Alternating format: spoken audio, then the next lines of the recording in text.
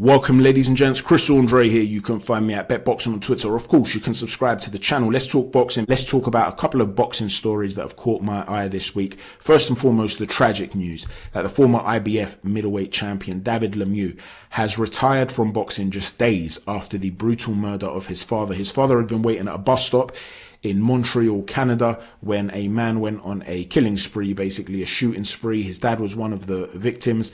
The suspect was then engaged by the police and they shot him dead. Needless to say, this is not going to be much of a consolation to David Lemieux, who's lost his beloved father.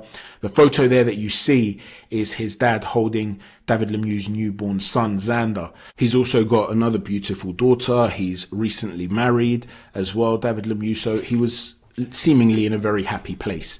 And then obviously this tsunami of emotion has just washed over him. I feel so sorry for him. What a horrendous position to be in. In terms of his career, David Lemieux gave us some terrific nights. He was one of my favourite fighters to watch. I'm not saying he was a pound for pound level fighter or anything like that, but you just knew you were getting A-class entertainment, and he was an elite level puncher. There's no doubt about it.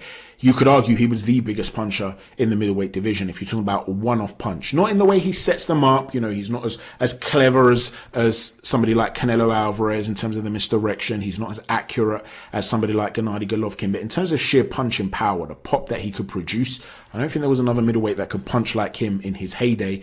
And apart from his fight against Gennady Golovkin, who of course was this elite middleweight with an elite level jab, and also Billy Joe Saunders, who when Billy took his career seriously, he too was an elite level boxer, a brilliant mover. Apart from those two guys, he was always in a position where he could put himself into an area where he could let go of his shots. That's not to say he won every other fight he took part in. He lost to Marco Antonio Rubio. He lost to Joachim Malcine. He lost to David Benavidez in his last fight.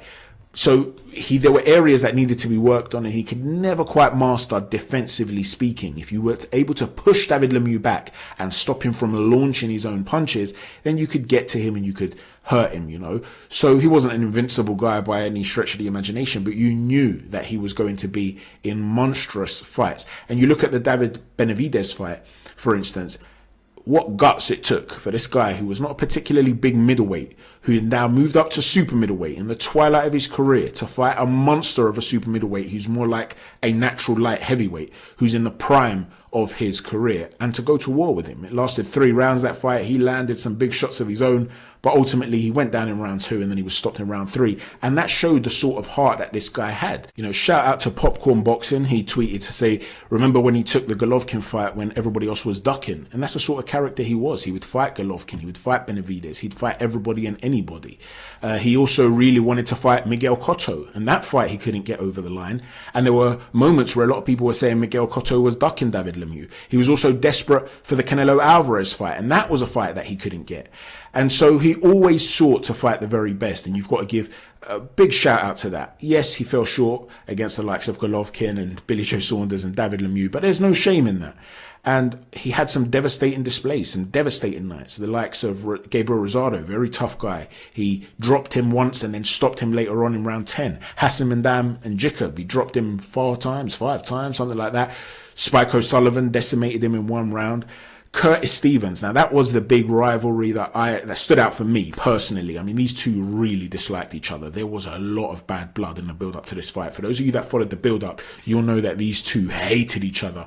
And so if you were interested in these guys and you were interested in the middleweight division, you'd have been looking forward to this particular fight. And David Lemieux knocked him out brutally in round 3. Curtis Stevens was on the floor for quite a long time. It was actually quite worrying, to be honest with you. But it was David Lemieux at his brutal best. So he had some really memorable nights. But rather than us just talk about boxing, we cannot possibly forget that this guy is ultimately a human being. He's a man who got married not that long ago. He's got a beautiful baby girl and he's got a now beautiful baby son in Xander. He's recently married too. So this is a man that had his whole life ahead of him with a wonderful chapter of life to come. And he must have been really looking forward to that. And in a way, when you're looking at life through that lens, retirement doesn't look such a bad thing. You achieved everything you wanted to achieve.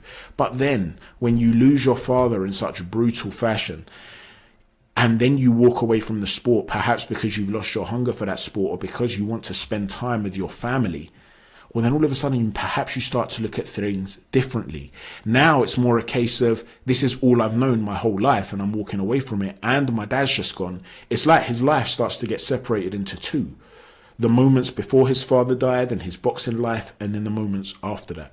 And so I do really feel sorry for David Lemieux. He did give a statement and say, I've accomplished a lot in the course of my career. I achieved my dream of becoming a world champion. I've given the fans rousing fights by accepting every challenge that came my way. I devoted my life to training, to boxing, and now I want to cherish every minute with my family. I accomplished a lot, but I didn't do it alone. I want to take this opportunity to thank all the fans who supported me and encouraged me throughout my career. To learn that your father died from being shot while waiting for the bus is quite a shock. Everyone in the family is shaken. So he's now obviously turned his focus towards his family. And I wish David Lemieux all the very best. May God bless him and his loved ones, and may he be given strength during these dark times. Moving on from David Lemieux, let's talk about some controversy that's occurred regarding Daniyar Yeleussinov. Now, if we rewind back to 2018, you'll remember that Matchroom Boxing signed Yeleussinov, one of the greatest talents in world boxing. Eddie Hearn described him as. You're talking about an Olympic gold medalist, supremely skilled. Andrew Selby, the brother of Lee, and of course both Lee and Andrew are highly skilled technical fighters, raved about this guy. Andrew Selby actually said, I feel sorry for whoever fights Daniyar Yeleussinov. This guy is sick, and yet his career has not taken off. Well, what's going on with all this? He spoke to badlefthook.com, and he basically said that he will retire from the sport of boxing if he does not find the opportunity to fight prior to 2022 ending. Now, when you consider that, this is a supreme talent in the sport. And listen, I'm guilty of overlooking the guy. I'm sitting there and I'm thinking of the best welterweights in the world, and I will often talk about the likes of Spence and Crawford, Virgil Ortiz, Boots Ennis, Stanionis, Conor Benn, and I often forget to talk about Yeleussinov. Out of sight, out of mind kind of thing. And you know he's a supreme talent, gold medalist, just a brilliant technical boxer. This is a guy that feels that he could be the very best in the sport, and he's not getting the opportunity to fight anymore. He's no longer with Matchroom. And in this interview, he said that he needs a promoter. I need to fight. If this doesn't happen by the end of 2022, I will retire. I am too good to be an opponent for a promoter. I have proved this. I deserve a promoter who believes in me and is willing to fight for me. I would have stayed with Matchroom, but their offer included slave-like conditions. It was worthless. I had to commit to just $100,000 for each fight, even if it was against some of the biggest names in the division like Conor Benn, Virgil Ortiz, or Errol Spence. These fights should earn me 6 or 7 times that amount, and I had no right to increase my fee at all. There are lots of promoters that I would like to work with, Frank Warren and Al Heyman, but they have their own fighters and obligations. After all, I am Kazakh and nobody seems interested in promoting me. Now, there's a lot for us to uncover there.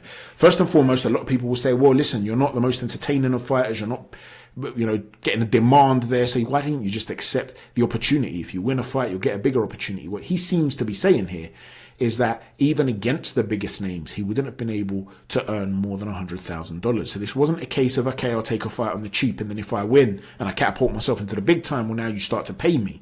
What it seems to be is that, according to him, Matchroom seemed to have looked at this from a straight business perspective and said he just doesn't draw a crowd. But if you are Yeleussinov, you can understand why he would have been very unhappy with this particular offer. He has given a come and get me plea, I guess you could say, to Warren and Al Heyman.